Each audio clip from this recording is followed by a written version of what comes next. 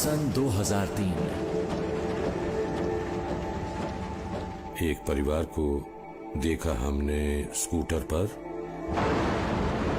पिता स्कूटर चला रहे थे, एक छोटा सा बच्चा आगे खड़ा था और पीछे पत्नी ने बच्चे को गोद में लिया हुआ था।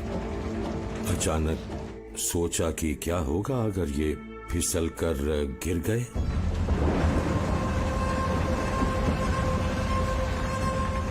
और ठीक यही हुआ भी।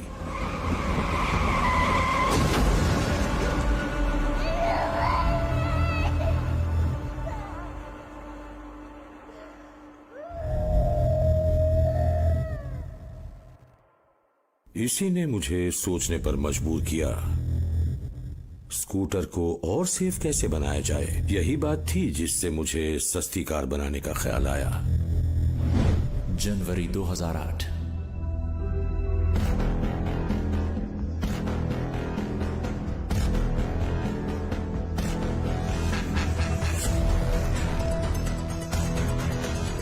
देवियों और सज्जनों, आज हम पेश कर रहे हैं इंजीनियर्स और डिजाइनर्स की नौजवान टोली की बनाई टाटा मोटर्स की नई कार, एक आम लोगों की कार जिसका सबको इंतजार था।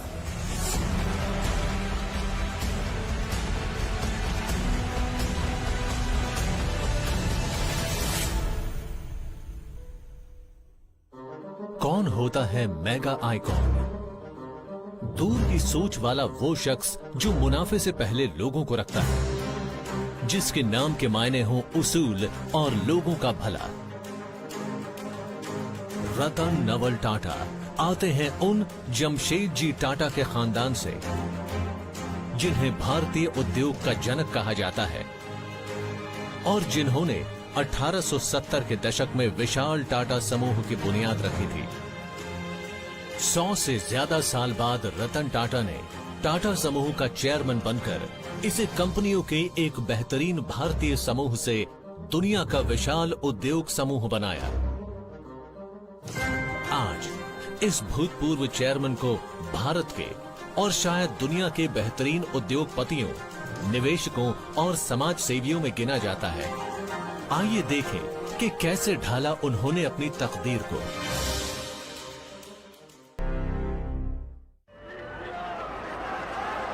सन 1947।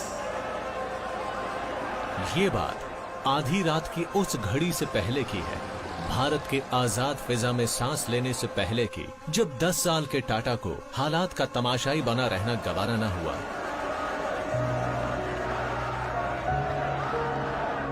टाटा हाउस से सामने आजाद मैदान दिखाई देता था, जहां आज तक एक नहीं बल्कि कई आंदोलन हुए थे।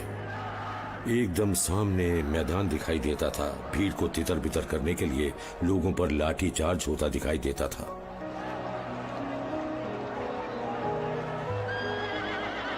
ये काम ज्यादातर पुलिस या फिर मिलिट्री पुलिस किया करती थी। भीड़ के पास अक्सर मोटरसाइकिल वगैरह वैसे ही छोड़ दी जाती थी।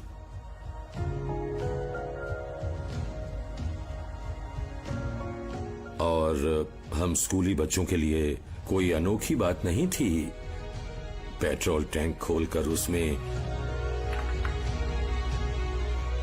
चीनी डाल देना,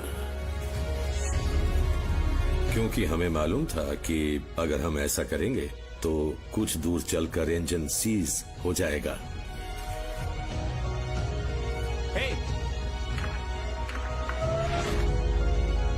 उसमें शायद एक जांबाजी का एहसास होता था। आजादी के आसपास की बात है, मैं 10 साल का था शायद। अपने देश के लोगों के लिए एक जज्बा तो महसूस होता ही था। बच्चे थे पर आजादी पाने की इच्छा तो थी ही। डाल को जैसे मोड़ दो, पेड़ वैसा ही बड़ा होता है। रतन टाटा की परवरिश उनकी दादी लेडी नवाज बाई टाटा ने की थी, जो टाटा सन्स के बोर्ड में पहली लेडी डायरेक्टर थी। उनके अपने पोते पर गहरी छाप पड़ी थी। मेरे माता पिता और दादी ही थीं जिनकी वजह से पैसे और रुतबे का बेमतलब का दिखावा नहीं होता था, बिल्कुल नहीं। तो कह सकते हैं कि जिसने असूलों और बड़प्पन का ऐसा नजरिया हम में पैदा किया वो मेरी दादी ही थीं। बचपन के काफी दिन बिताए थे मैंने उनके साथ। उन्होंने जैसे मन में ये बैठा दिया था कि चाहे जो हो, सभी हालात का बड़प्पन बनाए रखते हुए सामना करना है। उन्होंने पूरी जिंदगी इस बात के लिए मना किया कि उन्हें शाही रुतबा मिले या फिर वो अमीर कहलाएं या मशहूर इंसान। सच है कि वो हमेशा अपने तरीकों पर चले, जो रवायत के तौर पर मतलब भारत के सबसे बड़े उद्योग समूह के चेयरमैन से मेल ना खाते हों। मीडिया की तड़क भड़क से दूर, तकरीबन सबसे अलग रहते हुए। मुझे लगता है समूह ने जो रास्ते चुने उनमें कुछ हद तक रतन टाटा का हाथ रहा है। उन्हें भारत के दूसरे सबसे बड़े नागरिक सम्मान पद्म विभूषण से नवाजा जा चुका है। नमक से सॉफ्टवेयर तक कई कारोबारों की अगुवाई करने वाले रतन टाटा ने विरासत में छोड़ी है समाज सेवा, जिसकी बराबरी कुछ ही कारोबारी कर पाए हैं। मुझे लगता है इसमें शक नहीं कि टाटाज पीढ़ियों से कारोबारी उसूलों पर चलते आ रहे हैं। उनके यहाँ ऐसे पेशेवर लोग काम करते हैं जिन्हें ये सिखाया गया है। उनके यहाँ शानदार होटल्स हैं, कंपनीज हैं जो कामयाब रही हैं, और इसमें शक नहीं है कि सिर्फ रतन टाटा ही नहीं बल्कि उनसे पहले JRD टाटा का इसमें बहुत बड़ा हाथ रहा है। रतन टाटा के कमान संभालने से पहले JRD टाटा 50 से ज्यादा साल तक टाटा समूह के चेयरमैन रहे हैं। भारत के पहले लाइसेंस्ड पायलट और इंडियन एयरलाइंस की बुनियाद रखने वाले JRD ने समूह की आमदनी 10 करोड़ से 5 अरब तक पहुंचा दी थी। आखिर JRD को कैसे लगा कि नौजवान टाटा उनके वारिस हो सकते हैं? इसे समझने के लिए 1962 में लौटना होगा, जब 25 साल के रतन टाटा समूह में काम करने वालों में से एक बने थे। शुरू में मैं लॉस एंजलिस में एक आर्किटेक्ट के ऑफिस में काम करता था। काम अच्छा था, अच्छे पैसे मिलते थे। मैं वापस आया क्योंकि मेरी दादी बीमार थी, 4-5 साल बीमार रही वो, तो मैं उनके पास रहने लगा, वापस नहीं लौटा। JRD ने मुझे कहा, तुम ऐसे ही बैठे मत रहो, थोड़ा काम से जुड़ो, और मुझे टेल्को में शॉप फ्लोर पर लगा दिया गया। मेरी नजर में ये वक्त की बर्बादी थी, क्योंकि कुछ भी प्लान के हिसाब से नहीं होता था। तो मैंने खुद का ट्रेनिंग प्रोग्राम बनाया। मैन्युफैक्चरिंग की तमाम स्टेजेस से गुजरते मटेरियल को देखा, लेकिन कहीं ना कहीं मेरे वो 6 महीने सबसे कीमती रहे जो मैंने वहां बिताए थे, क्योंकि शॉप फ्लोर पर काम करते हुए मेरे और बगल के आदमी में किसी तरह का फर्क नहीं था। कई साल बाद जब मैं टेल्को का चेयरमैन बना, तो ऐसा कोई मौका नहीं आया जब कोई मुझे बहका पाया हो, क्योंकि मैं चीजों के बारे में जान चुका था। वो साल मुझे बहुत ही याद आते हैं जब मेरा सीधे या किसी बहाने JRD से वास्ता रहा था, जब वो मुझे परख रहे थे। जोश और तनाव का मिला जुला एहसास था जो वो मुझे कराते थे। कंपनी में रतन टाटा के शुरुआती साल मुश्किलों और मायूसियों से भरे हुए थे। ऐसा ही वक्त था 1971 का, जब उनको टाटा समूह की नेशनल रेडियो और इलेक्ट्रॉनिक्स कंपनी ऑफ इंडिया या नेल्को में भेजा गया था। नेल्को में मैंने मुश्किल हालात से और सीखा। हम मुनाफे में आ गए, डिविडेंड्स दिए, घाटे बिल्कुल खत्म कर दिए, लेकिन दिक्कत ये हुई कि नेल्को टाटा पावर कंपनी का हिस्सा बन गई और इसकी पहचान खत्म हो गई। अब ये बिल्कुल भी एक अलग कंपनी नहीं थी। एक के बाद एक चुनौतियां आती गईं। जेआरडी ने एम्प्रेस मिल्स मेरे हाथ में देते हुए यही कहा था, जाओ कंपनी को मुनाफे में लाओ, और एम्प्रेस मिल्स सच में मुनाफे में आई। एम्प्रेस मिल्स ने डिविडेंड्स दिए, लेकिन फिर टेक्सटाइल इंडस्ट्री के नेशनलाइज्ड होने पर इसे नेशनलाइज्ड कर दिया गया, तो ये हाथ से चली गई। समूह में अपना करियर बनाने में बहुत मुश्किल दौर से गुजरना पड़ा रतन टाटा को। उनके नाम में टाटा होने भर से सब आसानी से नहीं हो गया। लेकिन रतन टाटा के लिए मुश्किल हालात कोई नई चीज नहीं थे। एक बार यूनिवर्सिटी ऑफ कॉर्नेल में आर्किटेक्चर में ग्रेजुएशन करते हुए उन्होंने एक बहुत बड़ी चुनौती का सामना किया था। मैं कॉलेज में था, 17 साल का था। उस उम्र में पायलट का लाइसेंस लिया जा सकता था, मगर मेरे जैसा आदमी बार बार किराए पर अकेले जहाज लेना गवारा नहीं कर सकता था। तो मैंने अपने क्लासमेट से फ्लाइंग पर साथ चलने की बात की। मैं हमेशा तैयार रहता था कि अगर कोई किराया बांट ले तो मैं उसे फ्लाइंग पर साथ ले जाऊं। उड़ान का तजुर्बा लेने की गरज से उस स्टूडेंट ने उड़ान का मजा लेने के लिए 3 यात्रियों को तैयार कर लिया। लेकिन जहाज का एक इंजन खराब हो गया और अचानक उनकी मस्ती थम गई।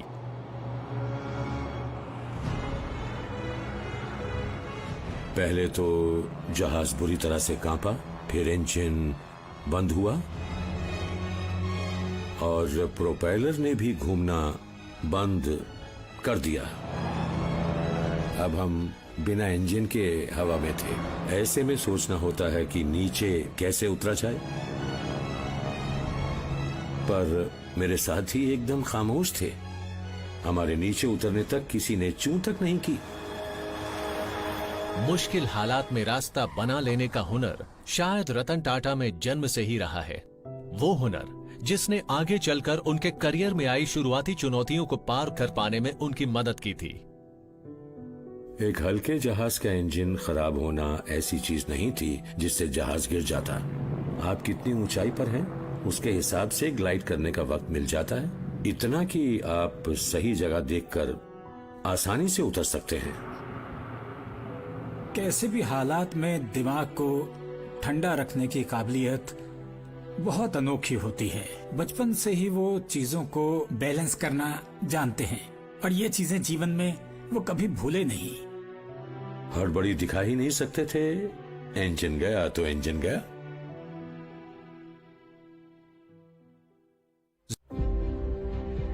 अस्सी के दशक की शुरुआत में रतन टाटा को टाटा समूह में करीब 20 साल हो चुके थे। एक मशहूर सरनेम के अलावा उनके पास दिखाने को खास कुछ भी नहीं था। 44 साल की उम्र में उन्हें उस टाटा इंडस्ट्रीज की जिम्मेदारी दी गई जो एक ऐसी शेल कंपनी थी जिसके हाथ में कुछ नहीं था, जहां वो कारोबारी नाराजगी से जूझ रहे थे। वहीं उन्हें खुद पर बीते एक सदमे से भी दो चार होना पड़ा। उनकी मां को कैंसर हो गया।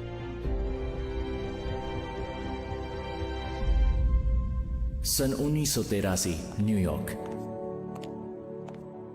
बड़ा मुश्किल वक्त था ये उनके लिए, क्योंकि अपनी माँ से बहुत लगाव था उन्हें।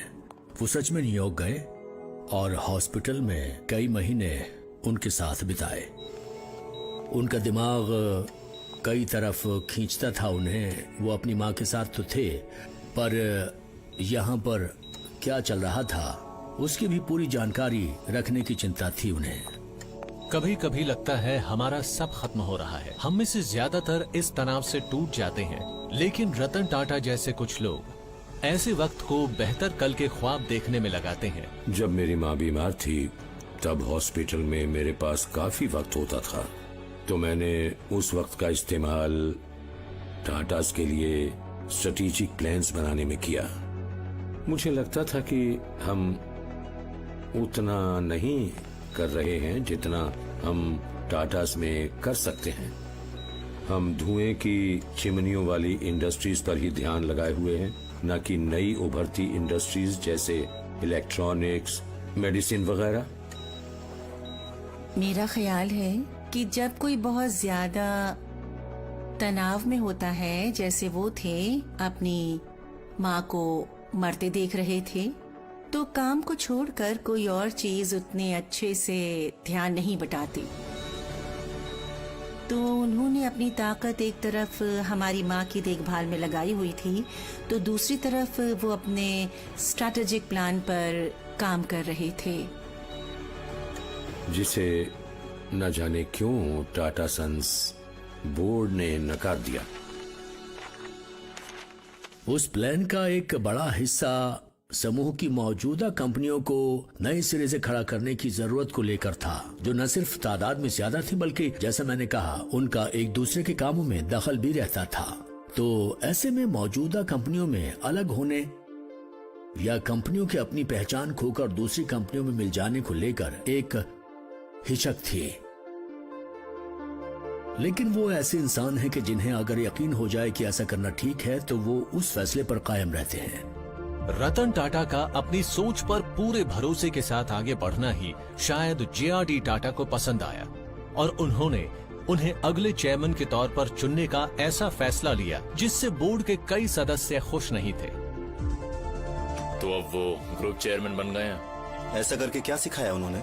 कंपनियों को डुबोना और उनकी तकनीक और फालतू के ख्यालों का जुनून। बहुत गड़बड़ करने वाले इंसान है वो।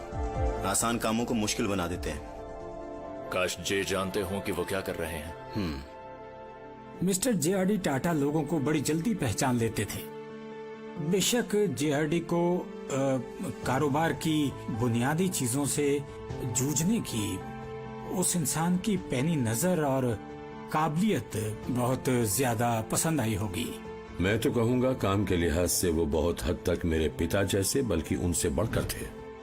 चाहे सलाह देना हो या आपकी उदासी दूर करने के लिए वक्त निकालने वगैरह की बात हो या ऐसा ही कुछ और। मुझे लगता है कि उन्होंने जे को ताउम्र एक अहम मेंटर की तरह देखा। लोगों ने जब उनसे कहा कि तुम्हें उनके जैसा करके दिखाना है, तो उन्होंने कहा मैं उनके जैसा तो नहीं पर अपना काम करके जरूर दिखाऊंगा। कंपनी के लिए रतन टाटा के बनाए उम्मीदों भरे स्ट्रेटेजिक प्लान के लिए जरूरी था कि भारत की इकोनॉमिक पॉलिसीज में बदलाव हो, जिसके लिए उन्होंने कदम मिलाए देश के नए तरक्की पसंद प्रधानमंत्री के साथ। तब राजीव गांधी बने प्रधानमंत्री। भारत कैसा होना चाहिए इसे लेकर उनकी सोच वही थी जिसका जिक्र उस प्लान में था। तो मैंने उन्हें बताया कि हम क्या क्या कर सकते हैं, तो उनसे एक नजदीकी बन गई। 1991 में इधर रतन टाटा टाटा समूह के चेयरमैन बने, उधर बदकिस्मती से राजीव गांधी की हत्या हो गई। नए भारत के सपने चकनाचूर हो जाते, कुर्सी संभालने वाले साथ न देते। ऐसा लगा जैसे चारों तरफ धुंध छा गई हो। भारत का भरोसा एकदम हिल गया, डगमगाने लगा। नरसिम्हा राव मनमोहन सिंह की जोड़ी ने किया ये कि मुश्किलों से भरी इकोनॉमी की जड़ों को फौरन संभाल लिया लिबरलाइजेशन के जरिए, और कारोबार के तमाम अहम मसलों को बढ़ावा देते हुए और बहुत सी कंपनियों को इस तरह शुरू करने की छूट देते हुए कि उन्हें लाइसेंस राज की उलझनें न झेलनी पड़े, जो उस समय बहुत थीं। और इसमें कोई शक नहीं, जब ये हुआ तो कुछ लोग समझ गए कि ये बहुत आगे तक जाएगा और इससे कितना बड़ा बदलाव आएगा। तो उभर कर आई एक इंडस्ट्रियल फ्रीडम, जिसने उन सालों में मेरे अंदर जबरदस्त जोश पैदा किया। मेरे करियर में शायद वो साल सबसे ज्यादा हौसला जगाने वाले थे। भारत में कंपनियों के सबसे बड़े समूह की अगुवाई करते हुए उन्हें लगा कि समूह की कामयाबी सब कंपनियों को एक ही नाम देने में है। इस तरह टाटा समूह को इसके 5वें चेयरमैन रतन टाटा ने एक ब्रांड की पहचान दी। कंपनियों की इमेज अलग अलग थी। टॉमको का निशान हीरे जैसा दिखाई देता था, किसी का निशान गोल था, फॉन्ट्स अलग अलग थे। लगता ही नहीं था कि वो एक ही समूह से जुड़ी थी। तो हाँ, हमने ब्रांड को या ब्रांड को बयां करने वाली चीज को एक कर दिया। समूह की रीब्रांडिंग की पहल और भारत के बाजारों का उदारीकरण शुरू होने पर रतन टाटा ने एक बड़ा अहम कदम उठाया। उन्होंने उस वक्त के सबसे बड़े commercial vehicle manufacturers Tata Motors में भारत की पहली स्वदेशी पैसेंजर कार बनाने का फैसला किया। इंडिका नाम भी सोच लिया था क्योंकि ये कार थी द इंडियन कार।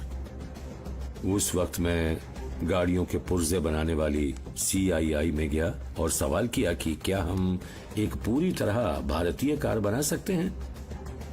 कोई तैयार नहीं हुआ साथ देने को। ये सोचकर कि ऐसा होगा ही नहीं। आप एक ट्रक कंपनी हैं, कारों में आपकी दिलचस्पी की वजह क्या है? 10 साल के अंदर टाटा मोटर्स ने इंडिका प्लेटफॉर्म से अपनी 10 लाखवीं पैसेंजर कार तैयार की। इंडिका पहली भारतीय कार बनी जो यूनाइटेड किंगडम में सिटी रोवर के नाम से बेची गई। मेरा ख्याल है उसकी वजह से भारत में एक पूरी कार इंडस्ट्री खड़ी हुई जो आज 30 लाख से ज्यादा कारें बनाती है। कारों के लिए रतन टाटा के लगाव को देखते हुए टाटा मोटर्स जल्द ही नई सोच का उनका पसंदीदा जरिया बन गई। उनका स्ट्रेटेजिक प्लान रंग लाया। दूर की सोच वाले की जीत हुई थी। अब बारी थी लोगों को कुछ देने वाले की। सन 2003 एक परिवार को देखा हमने स्कूटर पर। पिता स्कूटर चला रहे थे, एक छोटा सा बच्चा आगे खड़ा था और पीछे पत्नी ने बच्चे को गोद में लिया हुआ था। अचानक सोचा कि क्या होगा अगर ये फिसल कर गिर गए।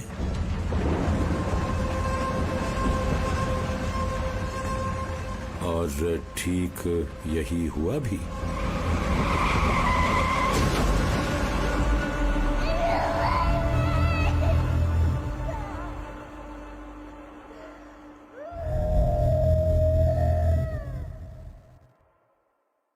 इसने मुझे सोचने पर मजबूर किया, स्कूटर को और सेफ कैसे बनाया जा सकता है। क्या बच्चों की 3 पहिए की साइकिल जैसा कुछ बनाया जा सकता है? कुछ ऐसा जो फिसले नहीं? क्या इसके चारों तरफ फ्रेम बनाया जा सकता है? पहले सोचा गया बिना दरवाजों की कार के बारे में जिसमें प्लास्टिक के पर्दे लगे हों। सोचा गया कि एक 3 पहिए की कार बनाई जाए। उससे लेकर कहा गया कि आधी कार नहीं बनाई जा सकती। लोग किसी ऐसी चीज में नहीं बैठना चाहेंगे जो खुली हो। दिमाग में घूमता रहा कि ऐसी कार कैसे बनाई जाए जिसे आम लोग खरीद सकें। उन भारतीयों को मोबिलिटी तक पहुंचाना था जिनके लिए उसके बारे में सोचना भी बहुत ज्यादा मुश्किल था। मुझे लगता है ये एक बड़ी अहम सोच थी। इसके बाद जिनेवा के पत्रकार मुझसे पूछने लगे कार किस कीमत पर बेची जाएगी। तो मैंने कहा हमारा मानना है कि ये 1 लाख रुपए तक हो। हमने उसी कीमत पर कार को बाजार में उतारा तो हमने उस कार की कीमत 1 लाख के नीचे ही रखी। जनवरी 2008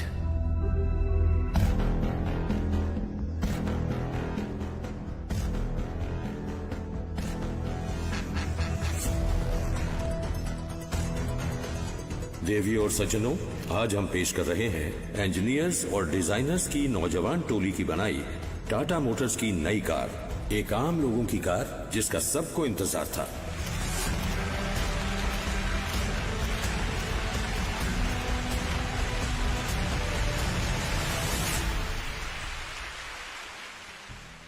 दरअसल हमने गलती की ये कहकर कि नैनो देश की सबसे सस्ती कार है। लोगों को इसे लेकर गर्व होने के बजाय शर्म का एहसास पैदा हुआ कि हम महंगी कार नहीं खरीद सकते। तो सबसे सस्ती कार सबसे कम पसंद वाली कार बन गई और लोग इसके पीछे का मकसद भूल गए।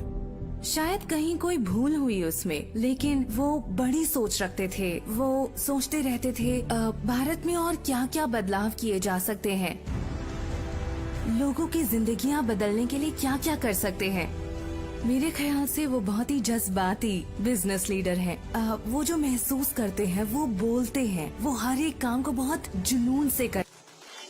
अच्छा कारोबारी नेता वही है जिसका मुश्किल वक्त से उबरने का खाका हमेशा तैयार हो। लेकिन कई हालात ऐसे होते हैं जिनका कोई अंदाजा नहीं लगा सकता, रतन टाटा भी नहीं।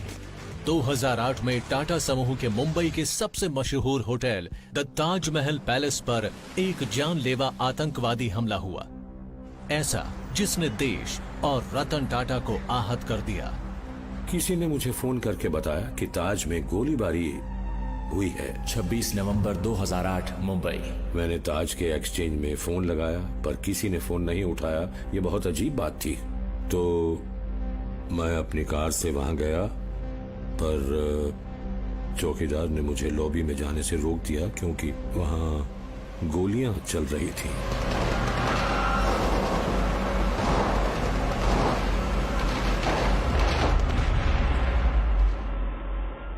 रतन टाटा ने मुझे फोन किया और उन्होंने ये बताया कि उन्हें खबर मिली है कि ताज में कुछ गड़बड़ हो गई है, वहाँ गोलियां वगैरह चल रही हैं, जो कि बड़ी अजीब चीज थी उस जैसी जगह के लिए। मतलब ऐसे वक्त पर जब होटल में करीब 300 मेहमान थे,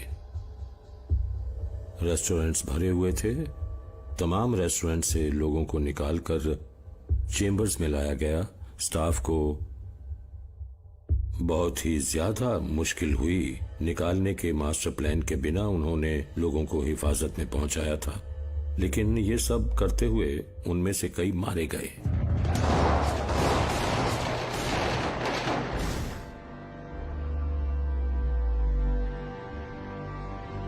उस पूरे वाक़े के दौरान वो ताज और ताज के मैनेजमेंट के साथ खड़े रहे थे। उन्होंने यहाँ बाहर फुटपाथ पर पूरे 3 दिन और 3 रात बिताई थी। जो हुआ उसके खत्म होने के बाद मिस्टर कृष्ण कुमार और मुझे मेन एंट्रेंस से वसाबी रेस्टोरेंट ले जाया गया। आखिरी गोलीबारी उसी जगह पर हुई थी। वहां दीवारों पर गोलियों के निशान थे, कांच टूटे थे, वॉलपेपर वगैरह सब जले हुए थे। और हम जब वहां गए तब बिजली नहीं थी। उस नजारे को देखकर घबराहट सी हो रही थी कि ऐसा न हो कि अगले पल कहीं से कोई गोली चला दे। ये भी ख्याल आया कि क्या गोलीबारी सच में रुक गई है। ये बहुत अच्छा वक्त तो नहीं था, एक अजीब सी घबराहट थी। दिमाग बड़ी मुश्किल से ये मानने को तैयार हुआ कि हमला सच में थम गया है, हालांकि माहौल ऐसा सोचने की इजाजत नहीं दे रहा था।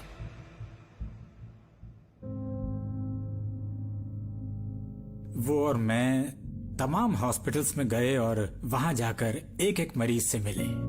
हमारे स्टाफ के कुछ लोग मारे गए थे, वेटर्स, असिस्टेंट मैनेजर्स, शेफ्स।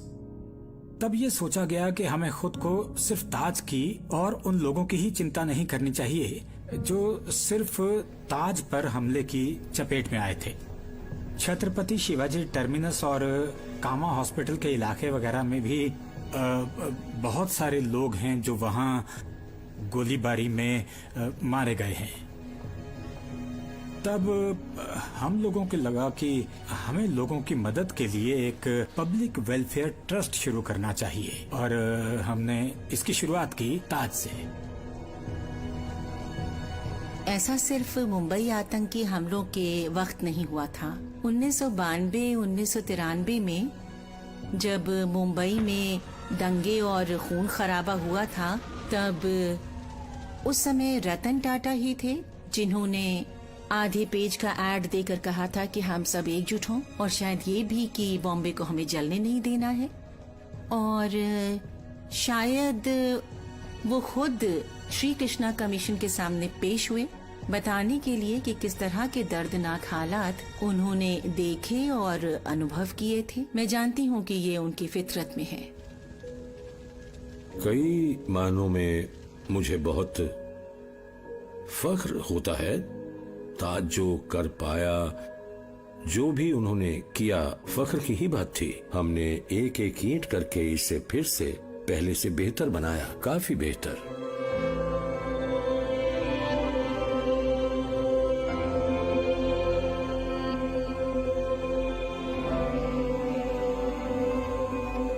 हमने मारे गए लोगों के बच्चों की पढ़ाई की पूरी जिम्मेदारी ली। उनकी रिटायरमेंट की उम्र तक की तनख्वाह का पूरा भुगतान किया गया और फख्र की बात है कि हम ये सब कर पाए।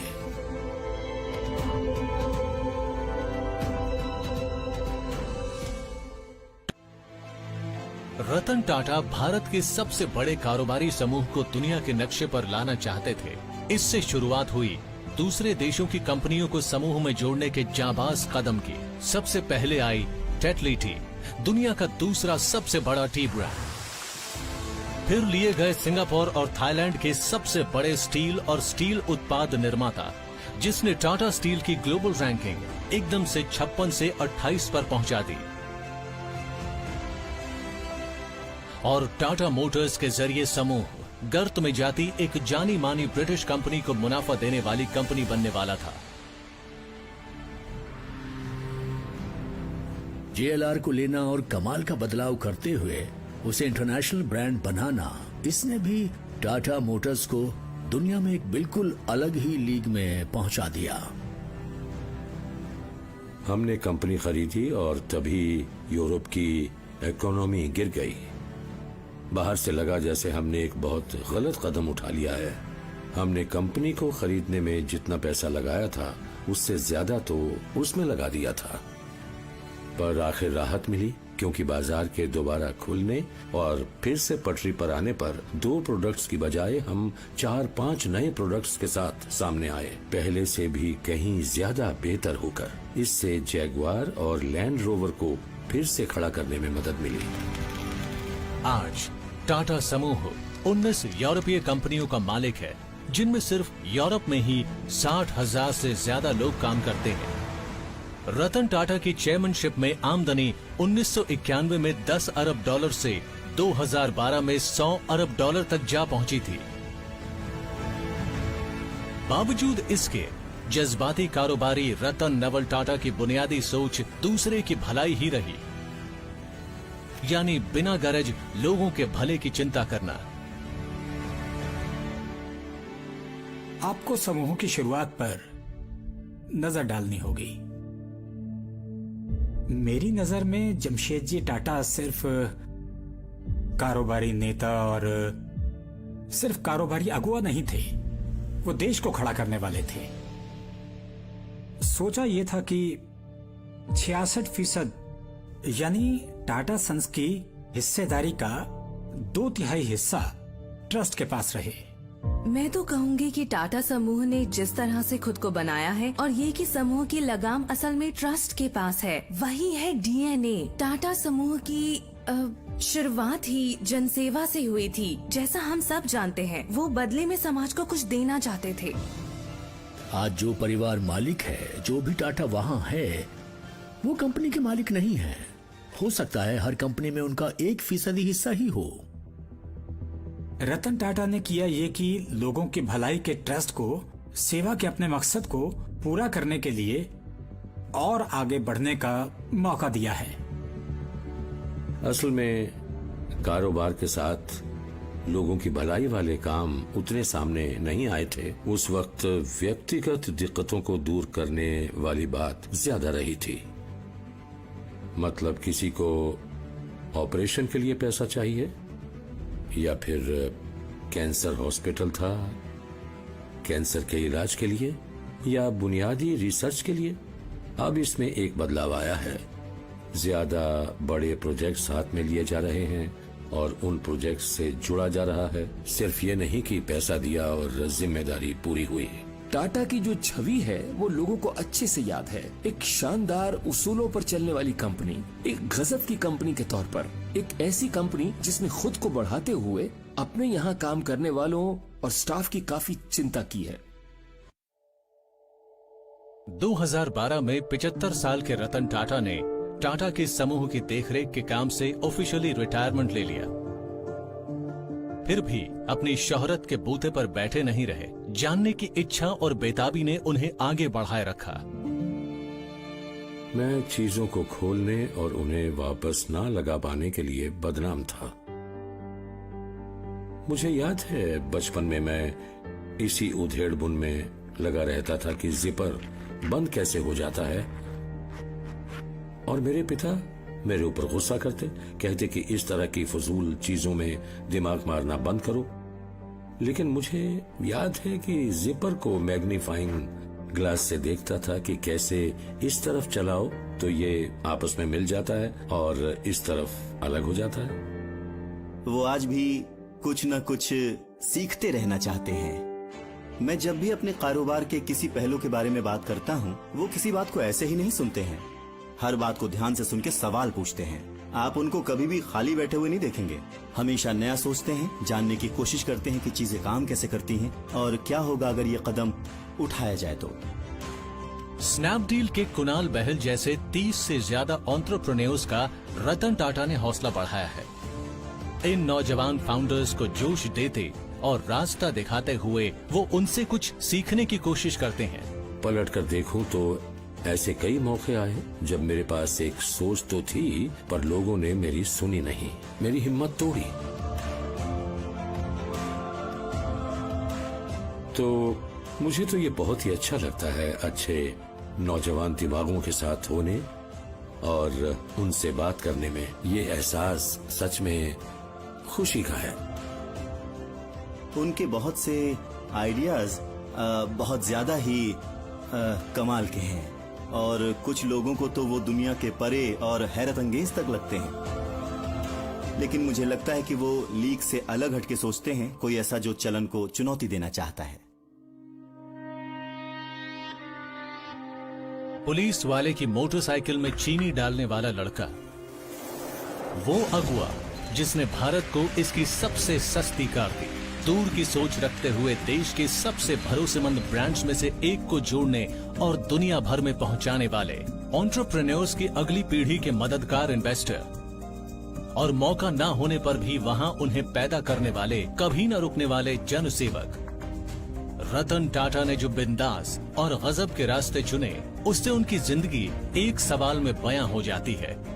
क्या आप सिर्फ इसलिए अपने आखिरी 100 रुपए या 1000 रुपए किसी ऐसे इंसान को देंगे जिससे आप कभी नहीं मिले क्योंकि उसने जो कहा वो बात आपके दिल में उतर गई, या उससे दूर चले जाएंगे और बाद में अंदर से आवाज आए कि मुझे इस तरह चले नहीं जाना चाहिए था, ये आदमी भरोसा करने लायक था। और शायद इसी वजह से भारत और दुनिया भर की तमाम पीढ़ियां रतन नवल टाटा को हसरत भरी निगाहों से देखती हैं। ये है वो मेगा आइकॉन जिसने अपने पंख फैलाए लोगों के भले के लिए।